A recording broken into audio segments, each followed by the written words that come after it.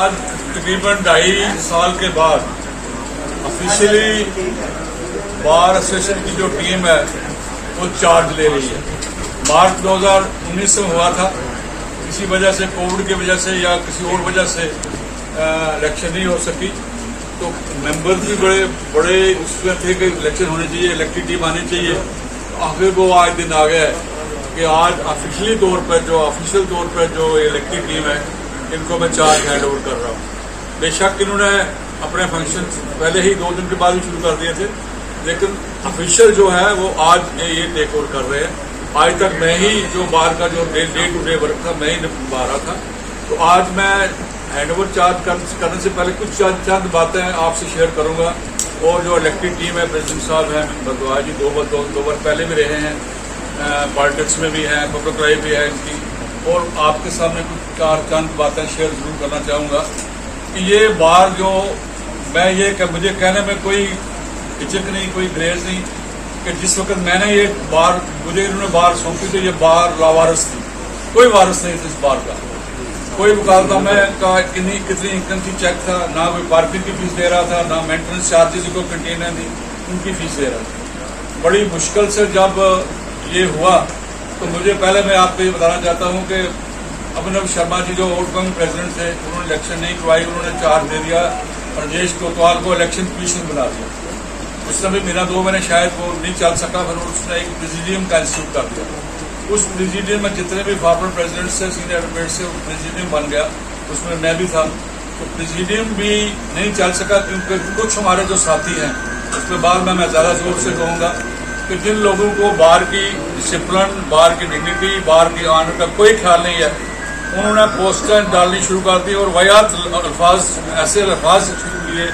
वजीर साहब के खिलाफ जो 3 बार प्रेसिडेंट रह चुके हैं, सुनील सेठी जो प्रेसिडेंट रह चुके हैं, सीनियर डिसिप्लिन है, उनके खिलाफ, राजेश कोतवाल के खिलाफ ऐसे फैश अल्फाज इन्होंने उस पोस्ट में डालने शुरू कर दिए।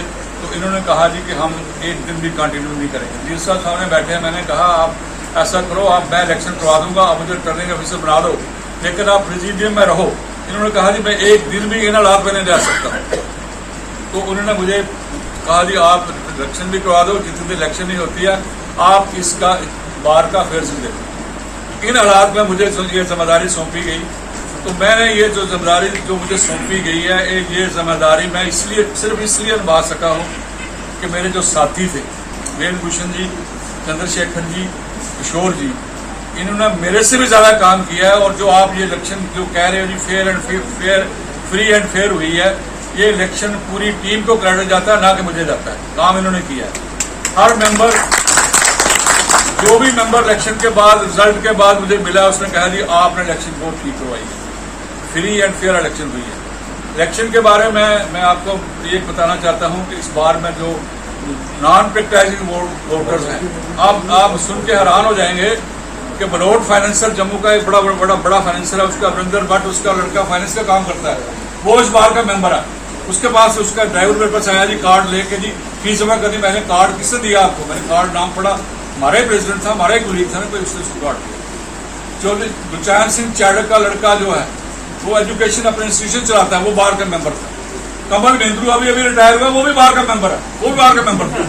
आप अंदाजा लगा सकते हैं कि कितनी बोगस मेंबरशिप थी, कितने नॉन प्रैक्टिसिंग वो थे। मैंने वो सभी मेरा अपना कुलीग था, मेरे साथ चैम्बर में काम करता है, उसके बाद KIS अफसर बना और रिसेंटली डायरेक्टर एजुकेशन रिटायर हुआ, उसकी मेंबरशिप थी। मैंने उसकी मेंबरशिप, उसके वोटिंग राइट नहीं दी। मेरे सामने चैम्बर के सामने संदीप सिंह है, ये के बुक कोर्स वाला, उसकी मेंबरशिप मैंने वो ली। इसके अब मैं ये इसलिए कह रहा हूँ कि जो मेरे अपने थे, मैं उनकी भी मेंबरशिप उनको नहीं दी, वोटिंग राइट नहीं दिया। उसके अलावा वो बहुत ज्यादा था। उसके बाद जब जिस दिन पोलिंग थी, मेरे साथ बैठे थे चंदेल साहब, इस काउंटर में मैं बैठा, 4-5 लोग ऐसे आए कि जो प्रैक्टिस नहीं करते थे। मुझे शक हुआ, चंदेल जी को शक हुआ, उनका ये प्रैक्टिस नहीं करते। मैंने कहा मास्क उतारो, मास्क जब उन्होंने उतारा वो प्रैक्टिस करते नहीं थे। मैंने कहा आपको वोटिंग राइट नहीं मिलेगा। उन्होंने बिल्कुल एक लफ्ज़ भी नहीं कहा कि आप कौन वोटिंग राइट देने वाले। इसलिए मैं कह रहा हूँ कि बाहर के जो हमारी बोगस मेंबरशिप है, नॉन प्रैक्टिसिंग, वो हमें आके चुनते हैं, हमारा प्रेसिडेंट चुनते हैं। तो मैं टीम से ये कहूँगा कि जो एफर्ट्स मेरी टीम ने मैंने किए हैं, इनको कंटिन्यू रखा जाए। एक बार और कहूँगा, जो बार में इनडिसिप्लिन है, जो सीनियर जूनियर की रिस्पेक्ट नहीं है, उसको चेक करना बड़ा लाजमी है, उसको चेक करना बड़ा लाजमी है। जो लोग बेदर वजीर जैसे एडवोकेट, सुनील सेठी सीनियर डिजिग्नेट है, सीनियर एडवोकेट है, इन लोगों को नहीं बख्शा इन्होंने। मुझे क्या मेरे खिलाफ जो उन्होंने किया वो तो मैंने वजीर साहब को कहा था, ये जो लोग हैं इनको निकाल दो, ये कह रहे हैं मैं नहीं निकाल दूँ। इससे शुक्रिया अदा करता हूँ कि आपने मुझे अपना कीमती वोट देके इस बार का प्रेसिडेंट चुना। आज क्योंकि सरदार सुरेंद्र सिंह जी हमारी बार के बड़े सीनियर मोस्ट मेंबर हैं, हाईली एक्सपीरियंस्ड हैं, इन्होंने खुद ही ये बात बताई। मुझे याद है जस्टिस वीके गुप्ता साहब बार के प्रेसिडेंट थे, ये बड़े लकी हैं, वो एलिवेट हो गए और उनकी एलिवेशन के बाद इन्होंने बार की प्रेसिडेंटी जो है वो चलाई और जिस सक्सेसफुल तरीके से वो टेन्योर इन्होंने निकाला, मुझे आज भी वो टेन्योर याद है। हाँ, ये सेक्रेटरी। उसके बाद रेगुलर प्रेसिडेंट ये इलेक्ट हो गए, बार ने इनको इनके मेरिट के बेसिस पे बार प्रेसिडेंट इलेक्ट कर दिया। अब जब ये सिचुएशन बन गई तो वजीर साहब सीनियर मोस्ट मेंबर थे प्रेसिडियम के, जो बात इन्होंने कही ये इन्होंने मेरे साथ भी शेयर की, क्योंकि मैं भी बार प्रेसिडियम का मेंबर था। जब भी इन्होंने मेरे साथ कोई चीज़ें शेयर की, इन्होंने कहा यार मैंने क्या करना है, मैं छोड़ता हूँ इस काम को। हम इनको परसुएट करते रहे कि वजीर साहब जो है इस काम को आगे चलाएं, बढ़ाएं, ताकि बार हमारी जो है ये यूनाइटेड रहे। लेकिन अल्टीमेटली ये फैसला हो गया कि सरदार सुरेंद्र सिंह जी, गुप्ता साहब, शेखर जी और किशोर जी, वो नजर नहीं आ रहे सामने, ये लोग बार की इलेक्शन करवाएं। मैं जो इलेक्शंस हुई हैं, मैं दिल की गहराइयों से पूरी टीम का और पूरे जो हमारे बार के मेंबर्स हैं जिन्होंने इस इलेक्शन में फुली एक फैमिली की तरह इलेक्शन कंडक्ट इन्होंने करवाई, और बीच में छोटे मोटे झगड़े जैसे परिवार में होते हैं उसी टाइप के झगड़े जरूर हुए होंगे, तो लेकिन उसके बावजूद भी हमारी इलेक्शन जो है बहुत बढ़िया तरीके से हो गए। और कोरोना की वजह से जो बार को नुकसान हुआ, जो बार के रिसोर्सेज थे वो कम हो गए, वो सबको पता है। उसके बावजूद भी जो इन्होंने अमाउंट इकट्ठा किया है, मुझे याद है जब मैंने लास्ट टाइम टेन्योर छोड़ा था, वो रिकॉर्ड देख लीजिए, 90 लाख के आसपास हमारे पास उस समय पैसे थे। उसमें वजीर साहब की भी कंट्रीब्यूशन थी, सलाथिया साहब की भी कंट्रीब्यूशन थी, तो इन्होंने वो चीज़ भी मेंटेन करते हुए 2.5 साल के बाद इलेक्शन हुई है, फिर भी हमें अच्छे पैसे दिए हैं। ये पैसे आपको मैं एश्योरेंस देता हूँ सारे मेंबर्स को, पर्टिकुलरली जो सरदार साहब ने कहा, सुरेंद्र सिंह जी ने, कि ये पैसे कोई भी आदमी मिसयूज नहीं करेगा। और ये वैसे एक ट्रस्ट है, मैं आपको सच्चे दिल से बताऊं, मेरी पुरानी टेन्योर्स देख लीजिए, जब मैं 99 में प्रेसिडेंट बना था तो पहला अकाउंट बार का मैंने खुलवाया था, और पहली 1 लाख रुपए की FDR, उन दिनों हमारी स्ट्रेंथ कम होती थी, 1 लाख रुपए की FDR मैंने उस समय हमारी टीम ने की थी। रुपिंदर सिंह ने अकाउंट खुलवाया था, मेरा और इनका दोनों का के साइंस तब चलते थे। उसके बाद जब मैं सेकंड टाइम बना तो सेकंड टाइम भी मेरे ख्याल में 20 लाख से ऊपर मैंने FDR छोड़ी थी। तो बाद में भी बीच में आपको रिकॉर्ड देख लीजिए, ये इसमें कोई छुपाने वाली बात नहीं है। ये पैसा एक ट्रस्ट है और इस पैसे को हम ट्रस्टीज की तरह रखेंगे अपने पास, और जहां जहां हमारे बार मेंबर्स को बार के वेलफेयर के लिए पैसों की जरूरत होगी, हम पूरी एफर्ट करेंगे कि कोई और रिसोर्सेज से पैसा इकट्ठा हो और मेंबर्स पे वो पैसा स्पेंड हो, और ये पैसा फिर हमारे एसोसिएशन में अगली बार जब हम मौका आएगा तो और बढ़ा करके एसोसिएशन के हम अपनी जो हमारी वेल्थ है, इस वेल्थ को फैमिली की तरह इंक्रीज करेंगे। मैं निर्मल कोतवाल साहब का, अशोक शर्मा साहब का और रंजीत जी का, सबका दिल की गहराइयों से एक बार फिर शुक्रिया अदा करना चाहता हूं। इन्होंने भी इलेक्शन जो है बिल्कुल एक परिवार की तरह लड़ी है, और ये इलेक्शन जिस दिन खत्म हो जाती है उस दिन हम सभी एक परिवार की तरह रहते हैं। आज बार को एक यूनिटी की जरूरत है। मैं अपने दिल से आपको बताना चाहता हूं, जो शेखर जी ने बात की, जो सुरेंद्र सिंह जी ने बात की, हमें आज एक यूनाइटेड फेस देने की जरूरत है। हम यूनाइटेडली चीफ साहब के पास गए इलेक्शन होने के बाद, तो हम चीफ साहब के पास गए, मैं उस पर आ रहा हूँ। चीफ साहब के पास जब हम पहली बार मिलेंगे वजीर साहब की अध्यक्षता में, मुझे याद है प्रेसिडियम जब गया, सरदार साहब भी साथ थे, तो वहाँ चीफ साहब ने कुछ इशारों में कोर्टों की ट्रेडिशंस और कन्वेंशंस की बात की थी। तो वो जो वर्ड थे वो मेरे माइंड में थे जब अब गए तो मैं चाहता था ये सीनियर लोग हमारे साथ चले, क्योंकि वहाँ पे तो इनका माइंड में ये था कि शायद इंट्रोडक्टरी मीटिंग है, हमें जाने की अभी जरूरत नहीं है। हम ये चाहेंगे कि जो पुराने हमारे साथी सीनियर्स हैं, जो अभी सरदार साहब ने कहा, ये हमारे साथ चले, हमें गाइड करें, हमारे से कोई गलती हो जाए हमारे कान खींचे, क्योंकि हम कोई गलती ना करें। ये सीनियर्स को पूरा हक है, पूरा अधिकार है कि हम यूनाइटेडली इस बात का फेस जो है वो जम्मू सूबे की तरफ और हमारे जो लोग हमारी तरफ ध्यान दे रहे हैं आज की डेट में, उनको हम अब एक यूनाइटेड फेस दें, जिसमें कोतवाल साहब, शर्मा साहब और हमारे रंजीत जी, इनका भी रोल रहना चाहिए। ये बात सबकी है, ये हिंदुओं की है, ये मुस्लिम्स की है, ये सिख्स की है, ये क्रिश्चियंस की है, और जो किसी और धर्म से भी लोग अगर कोई ताल्लुक रखते हैं, ये उनकी सबकी साझी एक बात है।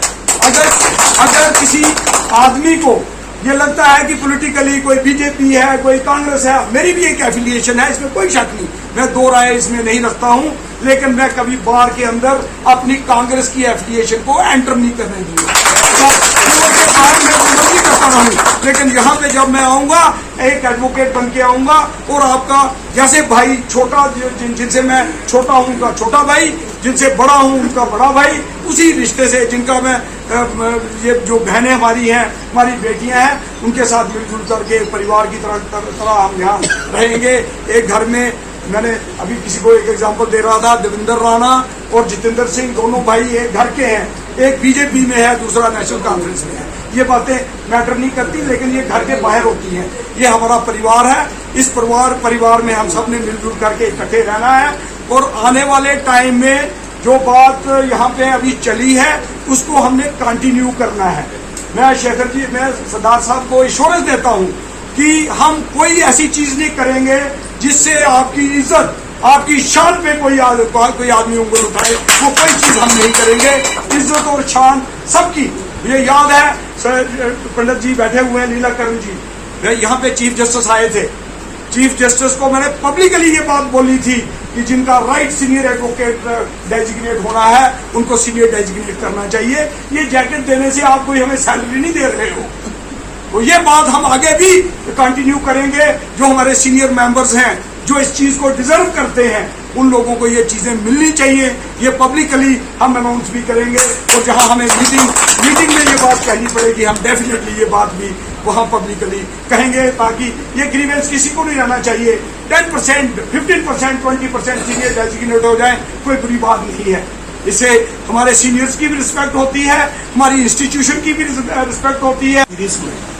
ये पहली इलेक्शन थी जो मेरे हिसाब से फेयर और फ्री हो।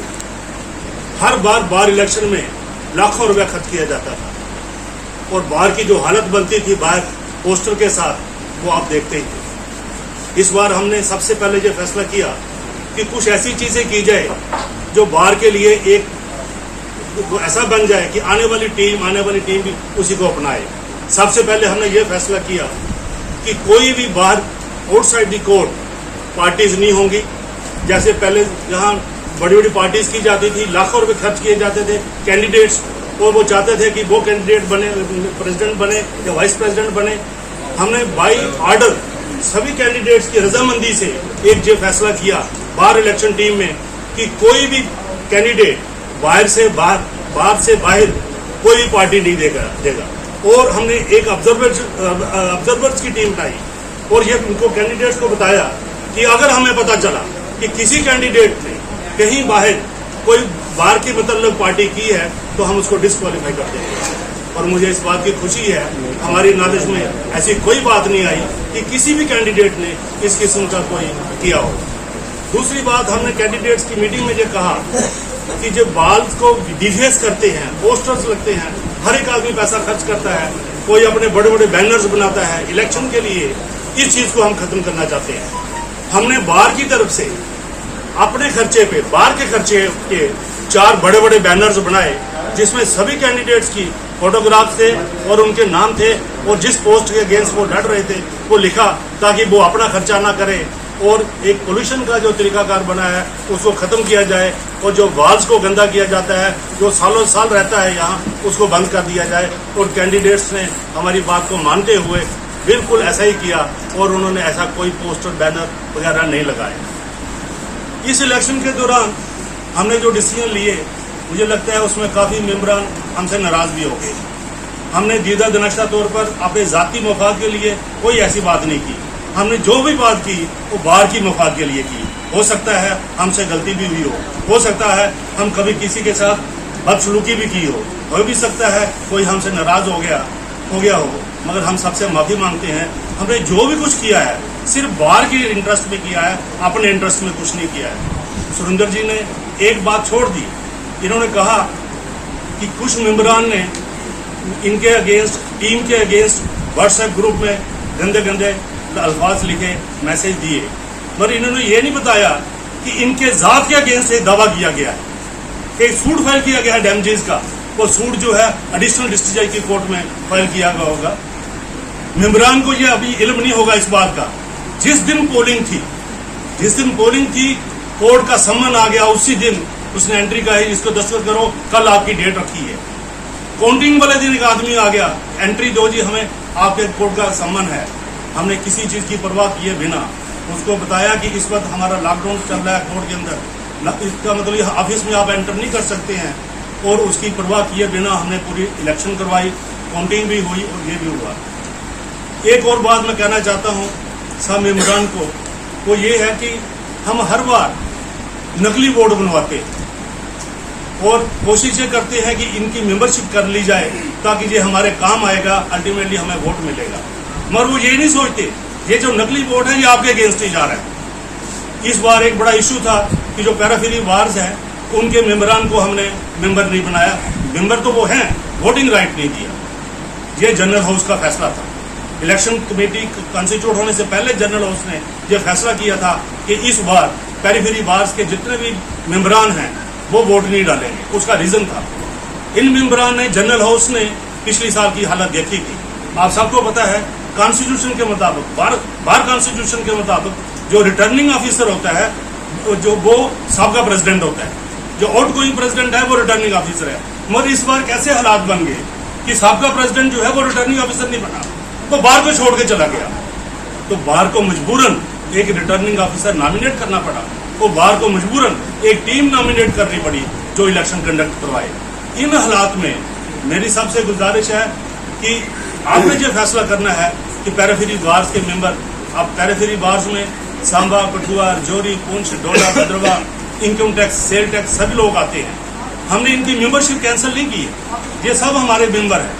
हमने जो किया है इनको सिर्फ वोटिंग राइट नहीं दिया है क्योंकि इनका अपना कॉन्स्टिट्यूशन है। टैक्स बार एसोसिएशन का अपना कॉन्स्टिट्यूशन है, जितने कठुआ बार एसोसिएशन का अपना कॉन्स्टिट्यूशन है, राजौरी वालों का अपना कॉन्स्टिट्यूशन है, वो हमारे मेंबर हैं। हम ये चाहते हैं जनरल हाउस के फैसले मुताबिक वो हमारे मेंबर रहेंगे, मगर वोटिंग राइट वो अपने अपने बार पे करें। उसके अलावा हमने ये रिक्वेस्ट किया है कि उनके जो प्रेसिडेंट हैं, जो सेक्रेटरीज हैं, जो ऑफिस बियरर हैं, जब कभी हमारी एग्जीक्यूटिव कमेटी बनाएंगे जो अपने प्रेसिडेंट साहब, उनको भी शामिल करें ताकि स्टेट जो है हमारी एकजुट बन जाए और जम्मू प्रॉविंस जो है, जो इसकी ग्लोरी पहले थी 80s में थी, वही ग्लोरी वापस आए।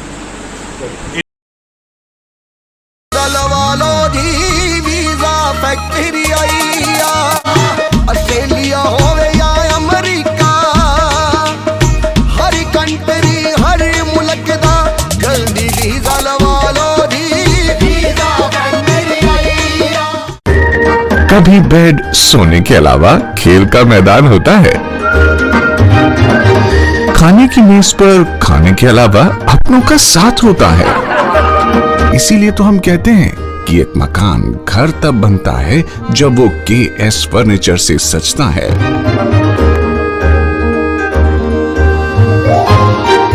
रिश्तों की मिठास का एहसास KS फर्नीचर के साथ।